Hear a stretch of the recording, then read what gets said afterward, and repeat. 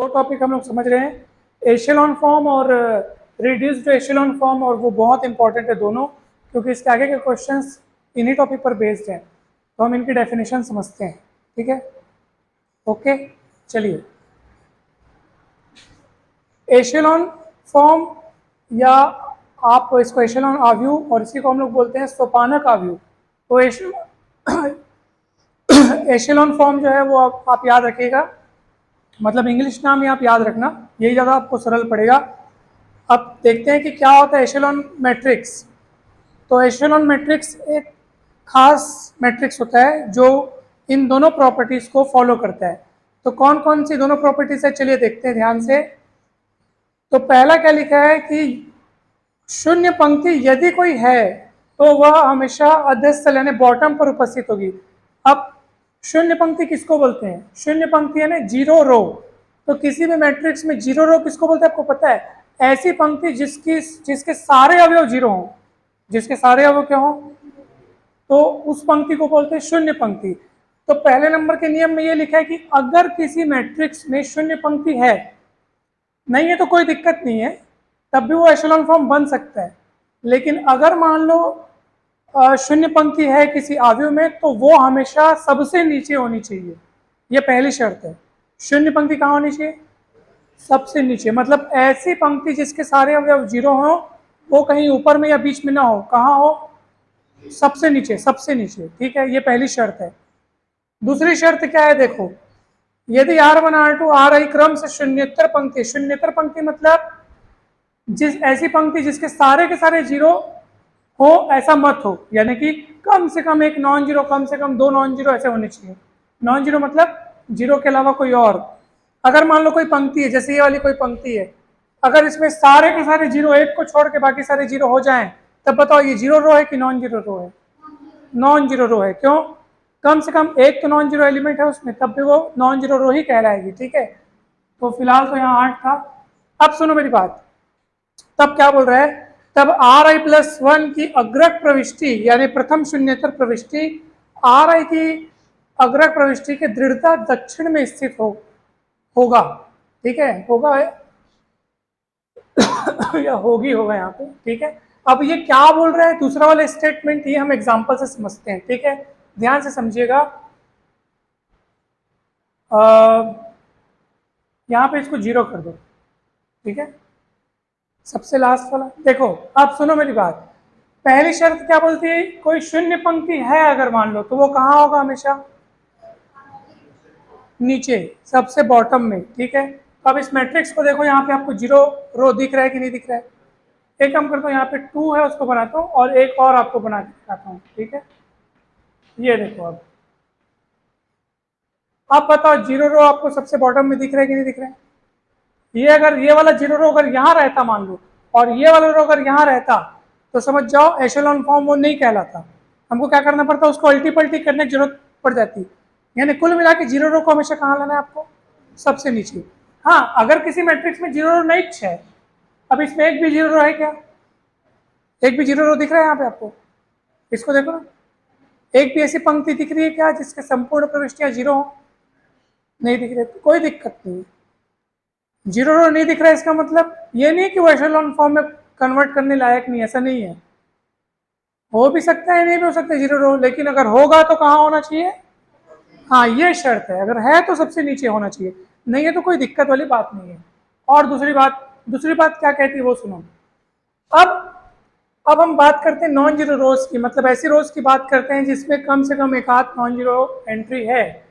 तो इसमें यह शर्त है कि हर कोई भी पंक्ति उठा लो, तुम लोग कोई भी पंक्ति उठा लो, उसकी पहली नॉन जीरो एंट्री, जैसे ये वाली पंक्ति उठाए अपन, इसमें शुरुआत के 3 जीरो है, पहला वाला ऐसा एलिमेंट कौन सा है जो नॉन जीरो है?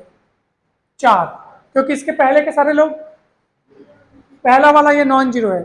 इस पंक्ति में पहला नॉन जीरो कहाँ है? 8, क्योंकि इसके पहले के सारे जीरो है। इस पंक्ति में पहला नॉन जीरो कहाँ है? 3, क्योंकि उसके पहले जीरो है। तो दूसरा नियम ये कहता है कि कोई भी पंक्ति तुम उठाओगे, उसमें जो पहला नॉन जीरो एंट्री रहेगा वो अपने ऊपर वाली पंक्ति की पहले नॉन जीरो एंट्री के राइट साइड होना चाहिए, हट के। मतलब जैसे दूसरी पंक्ति का फर्स्ट नॉन जीरो एंट्री यहाँ पे, तीसरी पंक्ति का फर्स्ट नॉन जीरो एंट्री कहाँ है बताओ? 4। अब वो 3 के किस तरफ है, राइट साइड है कि लेफ्ट साइड है? राइट साइड, इधर हट के चालू हुआ है। मतलब अगर 4 इधर लिखा रहता ना तो समझ जाओ ये मैट्रिक्स इस हालत में एशेलॉन फॉर्म में नहीं कहा जाएगा, क्योंकि इसमें तीसरे पंक्ति का non zero entry, first non zero entry, कौन सी entry? First non zero entry अपने ऊपर वाली पंक्ति की फर्स्ट नॉन जीरो एंट्री के राइट साइड नहीं है, बल्कि अभी क्या है? लेफ्ट हो गया, गड़बड़ हो गया। एशेलॉन फॉर्म में ये नहीं कहलाएगा। कन्वर्ट करने के लिए आपको थोड़ा तामझाम करना पड़ेगा, और कुछ भी करके आपको यहाँ पे जो फर्स्ट नॉन जीरो एंट्री है उसको अपने ऊपर वाले रो की फर्स्ट नॉन जीरो एंट्री के क्या करना पड़ेगा? राइट साइड करना पड़ेगा। अगर मान लो 4 यहाँ पे भी लिखा होता, अब बताओ एशेलॉन फॉर्म है कि नहीं है? अब भी नहीं है। क्यों बताऊं? इसकी फर्स्ट नॉन जीरो एंट्री अपने ऊपर वाली फर्स्ट नॉन जीरो एंट्री के ठीक नीचे है। ठीक नीचे में भी काम नहीं बनेगा। कहाँ होना चाहिए? इस स्ट्रिक्टली राइट साइड, यानी दृढ़ता उसको दाईं ओर ही होना चाहिए। देख लेना, ऐसा ही 6। चलो बताओ ये 8 सही जगह पे है कि नहीं है? देख लो ये राइट साइड है कि नहीं अपने ऊपर वाले नॉन जीरो एंट्री से, है ना? यानी अगर तुम इस तरीके से बनाओगे, ये नॉन जीरो एंट्री, फिर ये नॉन जीरो एंट्री, फिर ये नॉन जीरो एंट्री, फिर ये, तो सीढ़ी उतरता हुआ फोटो बनना चाहिए। देख रहा सीढ़ी उतरते हुए ऐसा, क्लियर है? अगर ये पूरा जीरो रो हो जाता तो भी कोई दिक्कत नहीं थी, बॉटम में है कोई दिक्कत नहीं है। समझ में आ रहा है कि नहीं आ रहा है? ठीक है, बॉटम में है इसलिए कोई दिक्कत नहीं है। और फिलहाल यहाँ पे 2 है, नॉन जीरो रो है। अगर कोई जीरो रो, अरे अच्छा बताओ ये इस हालत में एशेलॉन फॉर्म में है कि नहीं है? मैं भी बता रहा हूँ, ये बताओ ये मैट्रिक्स एशेलॉन फॉर्म में है कि नहीं है? क्यों नहीं है? क्योंकि जीरो रो अगर उस मैट्रिक्स में है उपस्थित तो वो हमेशा कहाँ होनी चाहिए? अभी नहीं दिख रहा है। अब मैं तुम लोग को बोलूंगा बेटा इसको एशेलॉन फॉर्म में कन्वर्ट करो, तो क्या करना पड़ेगा? लास्ट वाली दोनों पंक्तियों को अदला बदली कर दो, तो वो ऊपर पहुंच जाएगी, वो नीचे पहुंच जाएगी, और हमारा नीचे में बॉटम रो आना चाहिए था, आ जाएगा, तब वो एशेलॉन फॉर्म में बदल जाएगा। डाउट है क्या? एशेलॉन फॉर्म समझ में है? 2 शर्त होनी चाहिए। अगर कोई जीरो रो है यानी शून्य पंक्ति है अगर उस मैट्रिक्स में, तो वो हमेशा बॉटम में रहेगी। और दूसरी बात क्या है? हर नॉन जीरो रो की फर्स्ट नॉन जीरो एंट्री अपने ऊपर वाली रो के फर्स्ट नॉन जीरो एंट्री के हमेशा राइट साइड होनी चाहिए। बात समझ में है?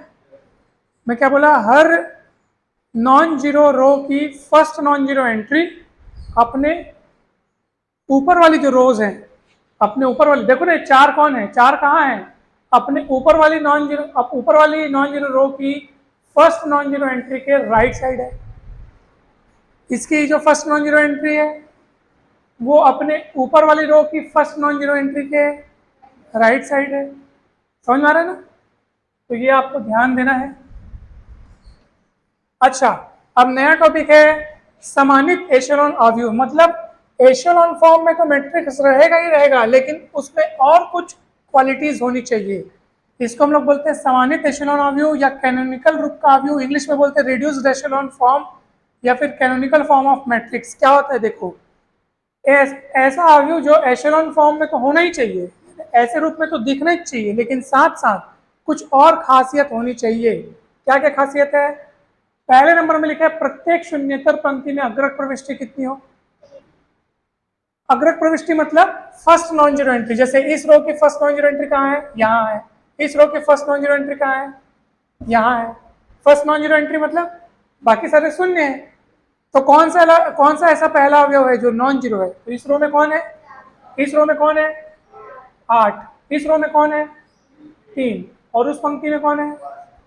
तो रिड्यूस्ड एशेलॉन फॉर्म क्या कहता है कि हर नॉन जीरो रो का जो फर्स्ट वाला नॉन जीरो एंट्री है वो 1 होना चाहिए। क्या होना चाहिए? मतलब ये इसके जगह 1 होना चाहिए। तो देखो है, दिख रहा है, देखो दिख रहा है। फर्स्ट रो में फर्स्ट नॉन जीरो एंट्री 1 है। सेकेंड रो का फर्स्ट नॉन जीरो एंट्री कौन सा है? जहां भी है वो 1 है। ये कहाँ है? ये भी 1 है। समझ में आया कि नहीं? और दूसरा नियम क्या कहते हैं पता हूं? जहां जहां फर्स्ट नॉन जीरो एंट्री 1 है उस कॉलम के बाकी सब्जेक्ट जीरो होने चाहिए। यहाँ ऐसा प्रतिबंध नहीं था। जैसे ये फर्स्ट नॉन जीरो एंट्री 4 है, उस कॉलम के सब लोग जीरो है क्या? नहीं है। ये इन लोग कहाँ है जीरो, लेकिन इसमें प्रतिबंध रहेगा। कौन सा प्रतिबंध? जहां जहां फर्स्ट नॉन जीरो एंट्री 1 है, उस कॉलम के सारे लोग क्या होने चाहिए? जीरो। इन लोग जीरो क्यों नहीं है? क्योंकि इस पंक्ति का, तीसरी वाली पंक्ति का फर्स्ट नॉन जीरो एंट्री यहां नहीं है, बल्कि कहां है? यहां है। तो इस पंक्ति का फर्स्ट नॉन जीरो एंट्री यहां है, इसलिए वो कॉलम के एलिमेंट्स को जीरो होना चाहिए, इधर नहीं होना चाहिए। समझ आ रहा है? कहां कहां कौन से कॉलम को पूरा जीरो होना चाहिए? पूरा जीरो नहीं, मतलब पूरा जीरो नहीं, जहां जहां फर्स्ट नॉन जीरो एंट्री 1 है, उस कॉलम के सारे अवयव, उस 1 को छोड़ के, उस 1 को छोड़ के सारे अवयव जीरो होने चाहिए। समझ में आएगा? इन लोग सब लोग क्यों जीरो नहीं है? क्योंकि उस कॉलम में फर्स्ट नॉन जीरो एंट्री कुछ नहीं है। कुछ नहीं है क्या? अगर होनी भी थी तो कितनी होनी थी? एक। हाँ, इसमें फर्स्ट नॉन जीरो एंट्री 1 होने की शर्त रहती है। समझ में आया कि नहीं बताओ? रिड्यूस्ड एशेलॉन फॉर्म और एशेलॉन फॉर्म समझ में आया कि नहीं है? पक्का? कोई डाउट है क्या? नहीं है ना? ठीक है, okay, thank you so much. Video अच्छा हो गया क्या? नहीं तो मैं बोलने वाला था, वीडियो अच्छा लगा हो तो लाइक, जैसे बोलने वाला था मैं।